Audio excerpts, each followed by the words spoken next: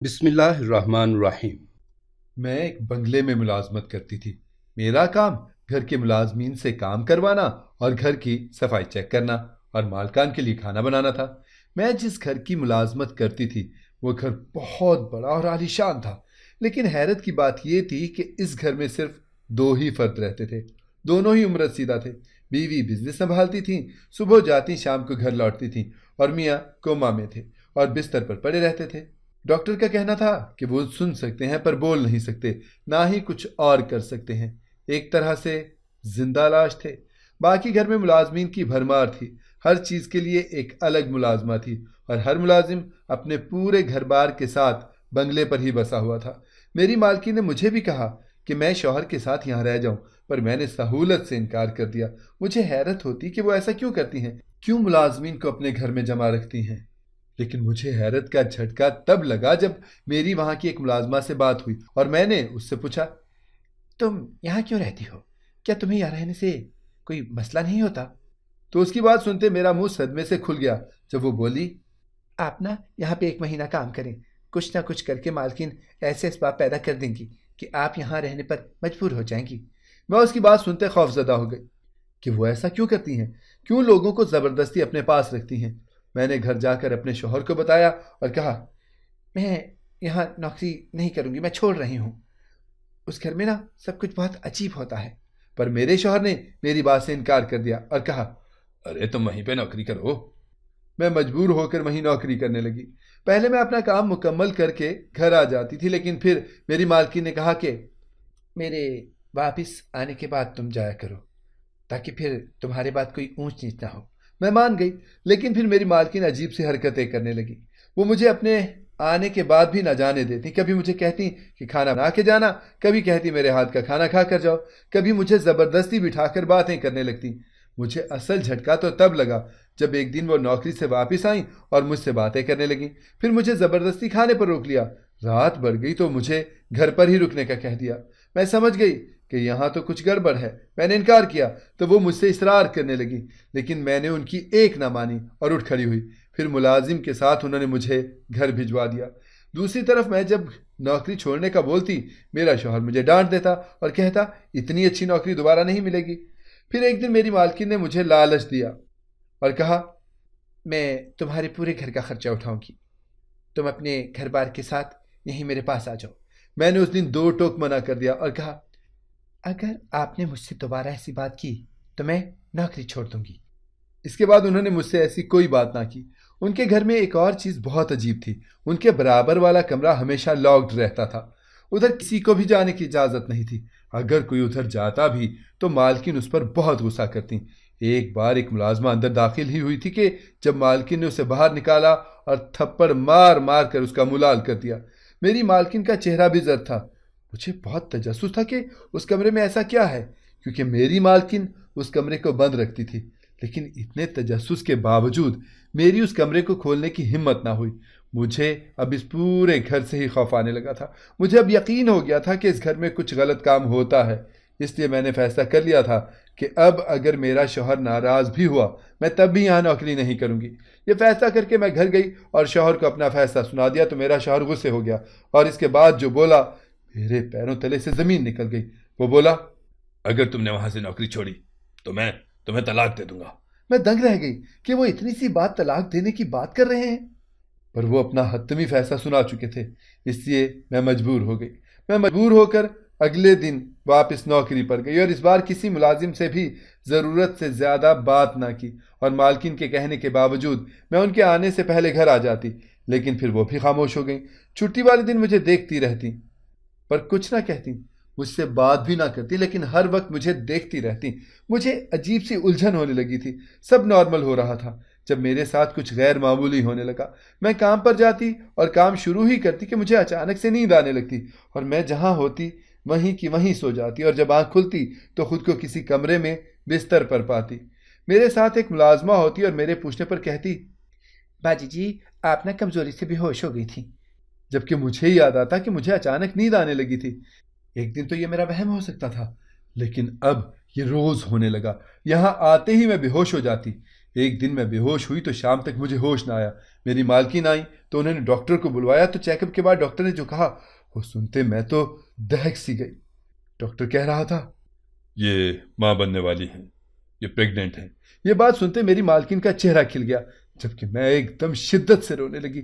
مجھے اچانک روتے دیکھ کر میری مالکن پریشان ہو گئی اور مجھ سے وجہ پوچھی تو میں نے انہیں بتایا کہ میں کیسے ماں بن سکتی ہوں کیونکہ میرے شوہر تو بانجھ ہیں۔ یہ سنتے ہی سب چونک گئے۔ میری ساس کے چہرے کا رنگ ایک دم بدل گیا۔ میں نے کہا میرے شوہر کے علاوہ کبھی کوئی میرے قریب بھی نہیں آیا، میں پاکردار ہوں، لیکن جب سے یہاں نوکری کر رہی ہوں میرے ساتھ کچھ غلط ہو رہا ہے۔ میرا یہ کہنا تھا کہ میری مالکن ان کا رنگ سفید پڑنے لگا۔ میں نے انہیں پوری بات بتائی۔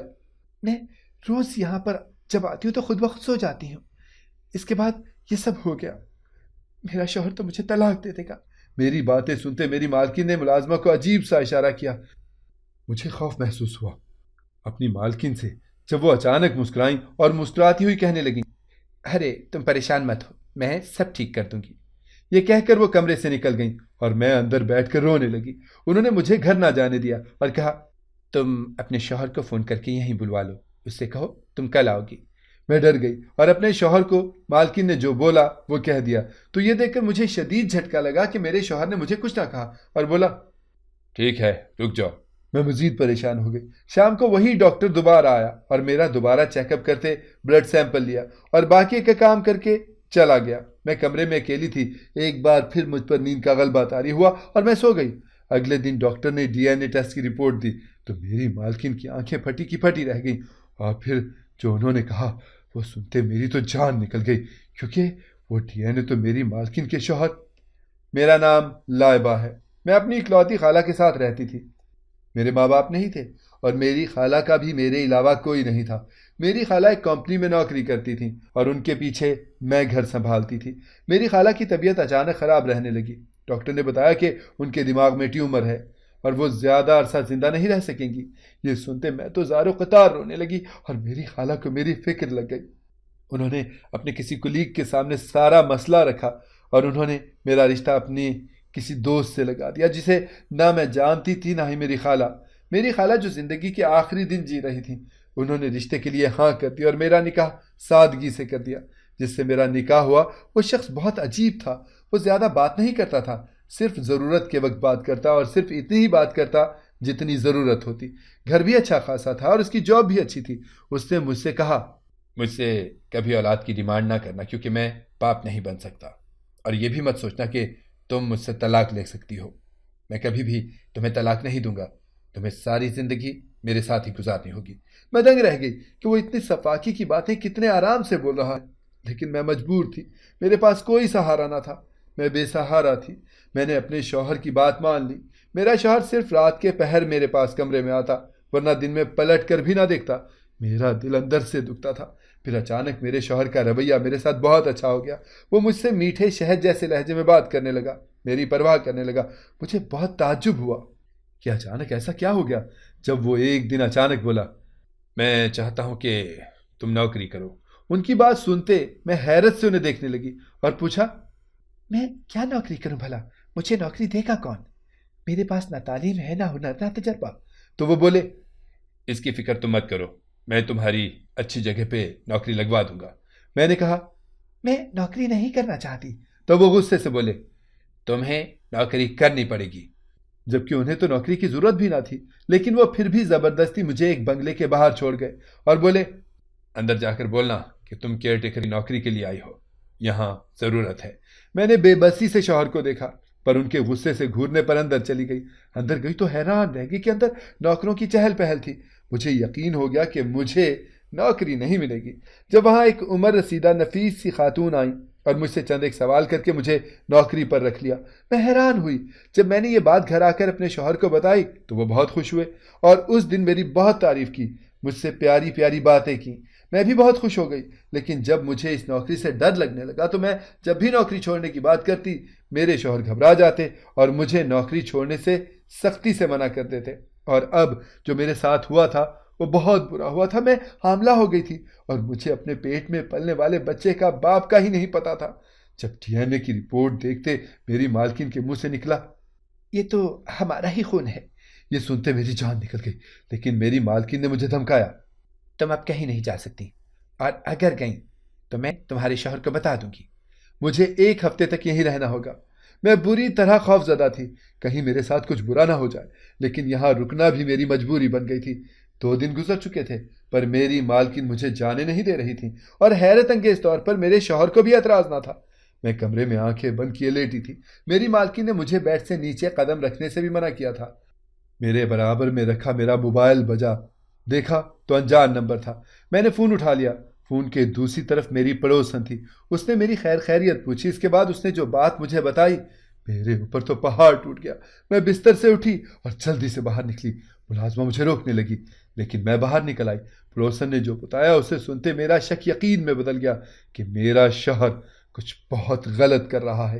میری پڑوسن نے بتایا کہ جب سے میں گھر پر نہیں ہوں، روز ایک عورت میرے گھر آتی ہے اور تمہارا شوہر اسے اندر لے کر دروازہ بند کر لیتا ہے، اور ابھی بھی وہ عورت تمہارے گھر میں تمہارے شوہر کے ساتھ ہے۔ میں اسی وقت باہر نکلی، ڈرائیور کو بولا کہ مجھے میرے گھر لے چلے۔ وہ مجھے میرے گھر لے آیا۔ 20 منٹ کا راستہ میں نے بہت مشکل سے کاٹا، اور جب گاڑی گھر کے سامنے رکی تو میرے قدم ٹھٹک گئے، کیونکہ میرے گھر کے باہر بھی ایک گاڑی کھڑی تھی، اور اس گاڑی کو میں بخوبی پہچانتی تھی۔ وہ گاڑی تو میری مالکن کی تھی۔ میں بھاگتی ہوئی اندر گئی۔ گھر کا دروازہ کھلا تھا اور اندر کمرے سے آوازیں آ رہی تھیں۔ میں نے کمرے کا دروازہ کھولا تو میرا سر چکرا گیا، کیونکہ میرا شوہر میری مالکن کے قریب ان کے گود میں سر رکھے لیٹا تھا، اور وہ میرے شوہر کے سر میں ہاتھ پھیر رہی تھی۔ میں سرخ انگارہ ہوتی آنکھوں سے انہیں گھورنے لگی۔ جب وہ دونوں ایک دم گھبرا کر اٹھ گئے، میرے شوہر نے کچھ بولنا چاہا۔ جب میں زور سے چلائی، میرا خون شریانے پھاڑنے کے درپے تھا۔ میں نے اپنے شوہر سے کہا، ایک لفظ مت کہیے گا، یہ تھی وجہ مجھے وہاں نوکری سے نہ ہٹانے کی۔ دولت کی پٹی آنکھوں پر ایسی بندھی کہ بوڑھی جوان سب کا فرق بھول گئے۔ میرا کہنا تھا کہ میری مالکن اور میرے شوہر کا رنگ سرخ ہو گیا۔ پھر میں نے حقارت سے رخ اپنی مالکن کی طرف کیا اور کہا، یہ وجہ تھی ہر ملازمہ کو گھر بسانے کی، سب کے شوہروں کے ساتھ۔ میرا جملہ مکمل بھی نہ ہوا تھا جب میرے شوہر نے آگے بڑھتے میرے منہ پہ زوردار تھپڑ مارا اور میرا منہ دبوچ کر غصے سے بولے، ایک بھی بکواس اور مت کرنا ورنہ جان سے مار دوں گا، میری ماں ہے یہ۔ شوہر کی بات سنتے مجھے دھچکا لگا۔ انہوں نے مجھے جھٹکے سے چھوڑا۔ میں گرنے ہی لگی تھی کہ میری مالکن نے مجھے تھام لیا اور میرے شوہر پر چلائی۔ میرا شوہر غصے سے باہر نکل گیا۔ میں رونے لگی۔ میری مالکن نے مجھے بیڈ پر بٹھایا، پانی پلایا اور مجھے سب کچھ بتانے لگی، جسے سنتے میں سن رہ گئی۔ میرے شوہر کا نام بہروز تھا، ان کے والد کا نام شاہ نواز، میری ساس کا نام ہرمین تھا۔ میرے سسر کامیاب بزنس مین تھے اور میری ساس یونیورسٹی میں ٹیچر تھی۔ میری ساس اور میرے سسر کی شادی ان کے والدین کی پسند کی تھی۔ شادی کے بعد دونوں خوش تھے، لیکن میرے سسر غصے کے بہت زیادہ تیز تھے۔ وہ بات بات پر میری ساس پر غصہ کرتے، اور اگر غصہ زیادہ بڑھ جاتا تو ہاتھ بھی اٹھا لیتے۔ میری ساس میرے سسر سے بہت محبت کرتی تھی، اسی لیے بہت سال میرے سسر کو برداشت کیا، پر میرے سسر نے ہاتھ اٹھانا نہ چھوڑا اور ان کا ہاتھ مزید کھل گیا۔ شادی کے 2 سال بعد میرے سسر کو برداشت کرنے کے بعد انہوں نے خلا لینے کا فیصلہ کیا، لیکن خدا کا کرنا ایسا ہوا، جب میری ساس نے خلا لینے کا فیصلہ کیا تب وہ حاملہ ہو گئی، اور پھر میرے سسر انہیں منا کر گھر لے آئے اور میری ساس پر ہاتھ اٹھانا چھوڑ دیا۔ میری ساس نے بھی انہیں معاف کر دیا۔ جب ان کے ہاں پہلی اور آخری اولاد میرے شوہر پیدا ہوئے، اور میرے شوہر کی پیدائش پر میرے ساس سسر نے بہت خوشیاں بھی منائیں، کیونکہ بہت دعاؤں کے بعد یہ خوشخبری ملی۔ اور جب میری ساس نے یونیورسٹی جانا چھوڑ دیا، سارا وقت گھر میں بہروز کے ساتھ گزارنے لگی۔ لیکن وہی مثال تھی، انسان کی فطرت کبھی نہیں بدلتی، اور ایسا ہی کچھ میری ساس کے ساتھ بھی ہوا تھا۔ جب میرے شوہر 3 سال کے ہوئے تو میرے سسر نے پھر سے پرانا غصے والا روپ اختیار کر لیا۔ وہ میری ساس پر پھر سے ہاتھ اٹھانے لگے، اور اس بار میری ساس نے میرے شوہر کی محبت میں قربانی دی۔ وقت گزر گیا، میرے شوہر جوان ہو گئے۔ میرے سسر نے میری ساس پر ہاتھ اٹھانا بھی چھوڑ دیا۔ میرے شوہر اپنی پھپھو کی بیٹی کو پسند کرتے تھے، اور وہ گھر میں بھی سب کو ہی پسند تھی، اس لیے سب کی باہمی رضامندی اور خوشی سے میرے شوہر کی شادی ان کی پھپھو کی بیٹی سے ہو گئی۔ شروعات دن بہت اچھے سے گزرے، لیکن میرے شوہر بھی میرے سسر کی طرح نکلے، بات بات پر غصے سے پاگل ہو جانا، چیخنا، چلانا، ہاتھ اٹھانا۔ لیکن شادی کے 3 ماہ کے بعد میرے شوہر کی پہلی بیوی حاملہ ہو گئی۔ سب خوشیوں کے اس خزانے کی پیدائش کا انتظار کرنے لگے۔ میرے شوہر نے اپنی پہلی بیوی سے وعدہ کیا کہ وہ ہاتھ نہیں اٹھائیں گے۔ ان کے بچے کی پیدائش میں 1 مہینہ رہتا تھا۔ ان کی بیوی کا حمل 8 ماہ کا ہو چکا تھا۔ جب میرے شوہر اور ان کی پہلی بیوی کے درمیان بحث ہو گئی۔ میرے شوہر نے غصے میں اس کا ہاتھ جھٹکا۔ وہ سیڑھیوں کے پاس کھڑی تھی، لڑکھڑا گئی، اپنا وزن برقرار نہ رکھ سکی اور سیڑھیوں سے نیچے گر گئی۔ گھر میں کوہرام مچ گیا، وہ اور بچہ دونوں مر گئے۔ یہ صدمہ میرے شوہر کے ساتھ ساتھ سب گھر والوں کے لیے بہت گہرا تھا۔ 3 دن کے بعد جب میرے سسر اس سوگ سے باہر نکلے تو میرے شوہر سے ہر رشتہ ختم کرتے انہیں گھر سے نکال دیا۔ ان کو گھر سے نکال کر روتے ہوئے اندر آئے ہی تھے کہ بے ہوش ہو گئے۔ میری ساس انہیں ہاسپٹل لے کر گئی تو معلوم ہوا کہ ان کے دماغ کی نس پھٹ گئی ہے اور بہت کم چانسز ہیں بچنے کے، لیکن پھر وہ بچ گئے، لیکن کوما میں چلے گئے۔ میرے شوہر کو صدمے پر صدمہ ملا اور بطور سزا انہوں نے اپنی دنیا تنہا کر دی۔ 1 سال کے بعد ان کے دوست نے ان کی شادی پر زور دیتے زبردستی ان کی مجھ سے شادی کروا دی۔ پہلی اولاد کے قتل کا روگ ذہن سے گیا نہیں تھا، اس لیے مجھے اولاد کے لیے منع کر دیا۔ ماں باپ کا کوئی اور سہارا نہ تھا، وہ پل پل تڑپتے تھے، اس لیے مجھے وہاں بھیجتے اور باتوں باتوں میں نامحسوس طریقے سے ساری خبریں مجھ سے لیتے۔ ایک پر رونق گھر اچانک بالکل ویران ہو گیا تھا۔ میری ساس کا دم گھٹتا تھا، اسی لیے میری ساس گھر میں ملازمین بھرتی کرتی جاتی تاکہ گھر ہر وقت بھرا رہے اور ان کو زیادہ اذیت نہ ہو۔ انہوں نے میرے شوہر کو ڈھونڈنے کی بہت کوشش کی، پر وہ نہ جانے کہاں چھپ گئے تھے۔ میری ساس پل پل تڑپتی تھی، اسی لیے ملازمین سے گفتگو کرتی تھی، انہیں اپنے پاس رکھتی تھی تاکہ تنہائی انہیں نہ مارے۔ لیکن جب میرے رونے پر انہوں نے میری DNA کی رپورٹ دیکھی تو دنگ رہ گئی، کیونکہ اس رپورٹ میں انہی کا خون تھا، یعنی ان کے بیٹے کا DNA۔ اس کے بعد مجھے گھر پر رکھ کر وہ ڈرائیور سے میرا گھر پوچھ کر میرے گھر گئیں تو ان کا شک یقین میں بدل گیا، میرا شوہر ہی ان کا بیٹا تھا۔ انہوں نے میرے شوہر کو بہت منایا، پر وہ واپس آنے کے لیے نہ مانے کہ اس گھر میں ان کی پہلی بیوی کی یادیں اور اس کی آخری چیخیں ہیں۔ وہ روتے ہوئے بتا رہی تھی اور میں بھی ان کے ساتھ رو رہی تھی۔ انہوں نے مجھے اپنے گلے لگا لیا۔ رات میرے شوہر واپس آئے تو میری ساس نے انہیں میرے حاملہ ہونے کا بتایا۔ وہ چونک گئے، پھر نمدیدہ ہو گئے۔ میری ساس زبردستی منا کر ہمیں اپنے ساتھ لے گئیں اور پھر وہ کمرہ کھولا جس میں جانے کا میرا تجسس تھا۔ اس کمرے میں میرے شوہر کی پہلی بیوی کی اور میرے شوہر کی تصویریں تھیں۔ میرے منع کرنے کے باوجود میری ساس نے وہ تصویریں ہٹوا دیں۔ میرے شوہر کا رویہ اب میرے ساتھ بہت اچھا ہے، وہ زیادہ غصہ بھی نہیں کرتے، رات گھنٹوں میرے سسر کے خاموش وجود سے باتیں کرتے ہیں۔ میری ساس کا دل اب میرے ساتھ لگ گیا ہے اور وہ بہت خوش ہیں۔ اس بات کو 1 سال ہو گیا ہے۔ اب میری ایک بیٹی ہے جو میرے شوہر کی اور میرے ساس سسر کی بہت لاڈلی ہے۔ جی بالکل، میرے سسر کو بھی ہوش آ گیا، لیکن وہ چلنے سے محتاج ہو گئے ہیں۔ بہنوں بھائیوں، بیٹا باپ کا عکس ہوتا ہے، جو بچے اپنے بزرگوں کو کرتا دیکھتے ہیں وہی سیکھتے ہیں۔ اسی لیے بچوں کی تربیت میں ایک اہم چیز آپ کے گھر کا ماحول بھی ہے، یہ ہمیشہ یاد رکھنا چاہیے ہمیں۔ اگر آپ کو ہماری کہانی پسند آئی ہے تو اسے لائک کریں، شیئر کریں اور ہمارے چینل کو سبسکرائب کریں۔ اگلی کہانی تک کے لیے اجازت دیجیے۔ اللہ حافظ۔